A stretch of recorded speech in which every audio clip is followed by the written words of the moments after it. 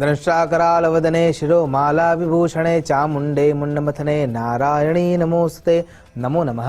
તમારા બધાનું સ્વાગત કરું છું આધ્યાત્મિક મહાશક્તિમાં. આજનો વિષય એટલે ધ્યાન. પણ ખરા અર્થમાં ધ્યાન છે શું?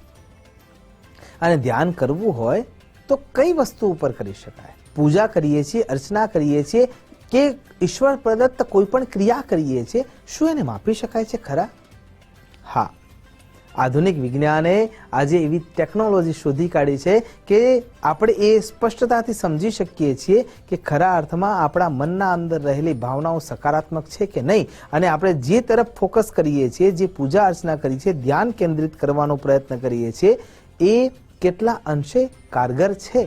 તો એ પ્રમાણે જ્યારે જોવા જઈએ ત્યારે ઇલેક્ટ્રોએન્સેફેલોગ્રાફી આ એક EEG પ્રકારની એક ક્રિયા છે કે જેના થકી આપણે એવું જાણી શકીએ છીએ કે ખરા અર્થમાં આપણા શરીરમાં જે પ્રાર્થનાનું લેયર છે, જે આપણે ભાવનાઓનું લેયર ઊભું કરીએ છીએ, આપણા આજુબાજુમાં જે ઓરા ઊભી કરીએ છીએ મંત્રો દ્વારા, ત્રાટક દ્વારા, તપશ્ચર્યા દ્વારા, ક્રિયા દ્વારા, તો એ એનાથી માપી શકાય છે. અને એના સાથે બીજી પણ એક એવી ક્રિયા છે જેને આપણે ફંક્શન મેગ્નેટિક રેઝોનન્સ ઇમેજિંગ નામની આધુનિક ડાયગ્નોસ્ટિક અને ઇમેજિંગની જે તકનીક છે, એ તકનીક દ્વારા આજે આપણે આવું સ્પષ્ટતાથી જાણી શકીએ છીએ કે આપણું ધ્યાન કેટલું પ્રબળ છે. આપણી બુદ્ધિ આંકને પણ આપણે એ પરીક્ષાઓ દ્વારા જાણી જ શકીએ છીએ. અને એટલા માટે ખરા અર્થમાં ધ્યાન એ કારગર ક્રિયા છે. પણ શું આ ધ્યાન કેવી રીતે થઈ શકે? તો ધ્યાન કરવાના તો બહુ બધા પ્રકાર છે, પણ એમાંથી મુખ્ય પ્રકારો જેને આપણે આત્મસાત કરીએ અને એમાંથી એક પણ પ્રકારને જો આપણે આત્મસાત કરી શકીએ તો ખરા અર્થમાં આપણું જીવન મંગલમય થઈ શકે. ધ્યાન એટલે આંખો બંધ કરીને સમાધિમાં બેસવું એટલું જ નથી. તમે પદાર્થનું ધ્યાન કરી શકો, વસ્તુનું ધ્યાન કરી શકો, પ્રકૃતિના તત્વોનું ધ્યાન કરી શકો, વિચારોનું પણ ધ્યાન કરી શકો, ત્રાટક પણ કરી શકો. એમાંથી પહેલી વાતને વિચારીએ, વિચારોનું ધ્યાન. આ વિચારોનું ધ્યાન કેવી રીતે થઈ શકે? એક પ્રસંગ યાદ આવે છે એટલે કહું છું. એક સજ્જન માણસ, પૈસે ટકે ખૂબ સુખી, સમાજમાં એનું નામ, ઘર પરિવારમાં બધા આનંદથી રહે, પણ છતાંય ક્યાંક ખૂણામાં એકલતા વ્યાપ્ત, કેમ કે શરીરમાં રોગો આવીને ઘર કરીને બેઠા છે. ઘરના તમામ સદસ્યો સ્નેહ પણ આપે, પણ છતાંય ક્યાંક ને ક્યાંક અંદર બીક, ક્યાંક ને ક્યાંક તકલીફ એને સહન ના કરી શકાય. અને એટલા માટે એ એકાંતને શોધવા માટે પ્રયત્ન કરે, અને છતાં પણ ધ્યાન ન હોવાના કારણે થઈને જીવનમાં તકલીફો વધતી જાય. એમને એક મિત્ર મળે છે અને મિત્રે એમને કહે છે કે તું આ એકલા રૂમમાં ભરાઈ રહે છે, તો એક પ્રયત્ન કરી જો. તારા વિચારો જ તારા દુઃખનું કારણ છે અને તું એના ઉપર ધ્યાન આપી રહ્યો નથી, અને એટલા માટે તું દુઃખી થઈ રહ્યો છે. તો તારા વિચારોમાં ઈશ્વરને લાવ, એના જોડે વાતો કર, અને ક્યાંક ને ક્યાંક તને લાભ થશે. આ વિચાર એના મનમાં સ્થિર થઈ ગયો અને એ સજ્જન માણસે પોતાના ઓરડામાં એક ખાલી ખુરશી મુકાવી દીધી. રોજ એક ખુરશી પાસે એવી સંકલ્પના કરીને બેસે કે અહીંયા મારા ભગવાન છે, અને રોજ એના જોડે 2 મિનિટ 4 મિનિટ વાતો કરવાની શરૂઆત કરે. સ્થિતિ શરીરના વૃદ્ધત્વના કારણે વારે વારે બગડતી જાય છે, અને એમની દીકરીને એમ થાય છે કે હું મારા પિતાના જો અંતિમ સમયમાં પણ એમને કોઈ સજ્જન વ્યક્તિનો સાથ ના અપાવી શકું તો મારું જીવન ધૂળધાણી થઈ જાય. અને એટલા માટે એ વ્યર્થતાને સફળતામાં પરિવર્તિત કરવા માટે દીકરી એ સમયના જે દિવ્ય પુરુષ હતા એ ઋષિને મળવા માટે લઈ આવે છે. ઋષિ જ્યારે ઘરમાં પ્રવેશ કરે છે ત્યારે એ ઓરડામાં જ્યારે પ્રવેશ કરે છે ત્યારે એમને એમ થયું કે મારા માટે એમને ખુરશી રાખેલી છે. સજ્જન વ્યક્તિ એમને આ સ્વાગત કરાવે છે, અભિવાદિત કરે છે અને બીજી બાજુ બેસાડે છે. ઋષિને નવાઈ લાગે છે કે પહેલેથી ખુરશી પાથરેલી છે અને છતાં પણ મને આ બેસવા દેતા નથી, આ બીજી બાજુ બેસાડે છે. સજ્જન માણસને એ પ્રશ્ન પૂછી લે છે અને સજ્જન વ્યક્તિ એમ કહે છે કે પહેલા દરવાજો બંધ કરો, મારાથી હવે બહુ જલ્દી ઉઠાતું નથી. એટલે ઋષિ છે એમને એમ લાગે છે કે અમને કંઈ એકલતામાં વાત કરવી હશે, એટલા માટે દરવાજો બંધ કરી દે છે. દરવાજો બંધ કરે છે અને પહેલી વાર એ સજ્જન વ્યક્તિ એમ કહે છે કે આ ખુરશી મારા ભગવાનની છે. મારા વિચારોના ધ્યાનના કારણે થઈને મારો ભગવાન અહીંયા રોજ આવીને બેસે છે.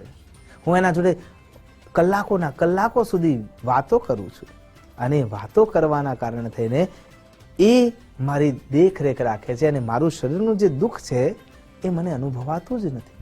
વિપશ્યના યોગ પણ આ જ તો છે કે જે સાંપ્રત સમયની સ્થિતિ છે એ સ્થિતિને તમે સમજીને જોયા કરો. કેવલ દ્રષ્ટા બની રહો. સરળ નથી પણ અશક્ય પણ નથી. અને એટલા માટે આ સમયે એ સજ્જન વ્યક્તિ સાધુ મહારાજને એમ કહે છે અને સાધુ મહારાજને મનમાં ખરા અર્થમાં એમ થાય છે કે આ રૂમની જે ઉર્જા છે, ઓરા છે ને આ વ્યક્તિની આંખોમાં જે ચમક છે એ સત્ય બોલી રહ્યો હોય એવું મને લાગે છે. અને એને આશીર્વાદ આપી, એને સાંત્વના આપી એ ઋષિ મહારાજ સજ્જન વ્યક્તિથી દૂર થઈ જાય છે. 2 દિવસના અંતે દીકરી દોડતી દોડતી એ સાધુ મહારાજના આશ્રમમાં પહોંચે છે ને જઈને એમ કહે છે કે મારા પિતાએ સવારે મળસ્કે દેહ છોડી દીધો છે અને એ ખુરશીમાં માથું રાખીને શરીર છોડી ચૂક્યા છે. સાધુ મહારાજ જવાબ આપે છે કે દીકરી, એ ખુરશીમાં એને ઈશ્વર દેખાતા હતા અને એના ખોળામાં એને દેહ છોડ્યો છે. આ ઘટના અહીંયા સિદ્ધ કરે છે કે વિચારો દ્વારા તમે તમારા ત્રાટકને, તમારા ધ્યાનને એકત્ર કરી શકો છો અને એનો લાભ લઈ શકો છો. હા, એમાં ત્રાટક તમને મદદગાર થઈ શકે એ એનું પહેલું પગથિયું છે. અને એટલા માટે જો ધ્યાન તમારે કેન્દ્રિતમાં લાવવું છે, તમારા શક્તિને એક માર્ગમાં લઈ જવી છે, તો શ્વાસ ધ્યાન પણ હોઈ શકે, મંત્ર ધ્યાન પણ હોઈ શકે, અવાજ ધ્યાન પણ હોઈ શકે. જેમ કે જ્યારે સાધક પૂજા અર્ચના કરે છે તો એક મંત્ર છે, એક સમય છે, એક આસન છે અને એ સાથે એનું એક આરાધન છે. ઘણી વખતે આપણે સમાધિમાં બેસવાનો પ્રયત્ન કરીએ, ધ્યાન કેન્દ્રિત કરવાનો પ્રયત્ન કરીએ ત્યારે આપણે શ્વાસોશ્વાસ ઉપર પ્રયત્ન કરતા હોઈએ છીએ. નાદ બ્રહ્મ દ્વારા જો પ્રયત્ન કરીએ તો ઓમકારના નાદ દ્વારા આપણે એને આત્મસાત કરવાનો પ્રયત્ન કરતા હોઈએ છીએ. જો વસ્તુની દ્રષ્ટિએ જોવા જઈએ તો કોઈ પણ પદાર્થને તમે એ કેન્દ્રમાં રાખી શકો છો, મૂર્તિને પણ કેન્દ્રમાં રાખી શકો છો. કહેવાનો અર્થ એ જ છે કે નાદ બ્રહ્મ હોય કે શ્વાસોશ્વાસ હોય કે વિચાર બ્રહ્મ હોય, તમે જેટલા વધારે એનું પુનરાવર્તન કરશો એટલું જલ્દી એ તમને આત્મસાત થઈ શકે છે. ઓમ સોહમના નાદમાં પણ એ જ સ્થિતિ વ્યાપ્ત છે. જ્યારે તમે સહજ સમાધિ અથવા સુખાસનમાં બેઠા છો, સિદ્ધાસનમાં બેઠા છો કે વજ્રાસનમાં બેઠા છો કે પદ્માસનમાં બેઠા છો, તમારી સહજ સમાધિ ક્યારે લાગી શકે છે? ત્યારે રિપીટ, તમે સહજતાથી ધ્યાનમાં ક્યારે જઈ શકો છો? જ્યારે એનું પુનરાવર્તન કરો છો ત્યારે. અને વિપશ્યના યોગ પણ એ જ કહે છે કે સાંપ્રત સમયમાં માની લો કે તમારા હાથમાં કંઈક વાગ્યું છે અને એમાંથી લોહી નીકળી રહ્યું છે, તો તમે તમારા મગજને એ ઓર્ડર આપો છો કે આ મારી આંગળી નથી અને એના અંદરથી નીકળતું રક્તનું બુંદ પણ મને નુકસાન કરી રહ્યું નથી. અને આશ્ચર્યની વાત એમ છે કે જો એ શક્તિ ધીમે ધીમે ધીમે તમે આત્મસાત કરી શકો છો તો એ રક્ત પણ બંધ થઈ જાય છે. અને એટલા માટે સ્વામી વિવેકાનંદ એમ કહે છે કે ધ્યાન એક એવી શક્તિ છે કે જેના દ્વારા તમે હાથ અડાડ્યા વિના કેવલ સંકલ્પના બળ માત્રથી પર્વતને ઊંચો કરી શકો છો. આ શક્ય છે. જરૂરત છે સજાગપણે કરેલા પ્રયત્નોથી. આશા કરું છું આપણે આપણા ઈશ્વરને ધ્યાનમાં કેન્દ્રમાં રાખીને આપણે આપણા આરાધ્યની આરાધનામાં મગ્ન થઈને એના ચરણારવિંદને ધ્યાનમાં લઈને સાચા અર્થમાં એની સેવના કરીને ધ્યાન મગ્ન થઈએ અને સહજ સમાધિ સુધી પહોંચીએ અને ઈશ્વરના સાનિધ્યમાં રહી શકીએ. એ જ અભ્યર્થના સાથે નમસ્કાર. અસ્તુ સદા શિવોહમ. નમો નમઃ.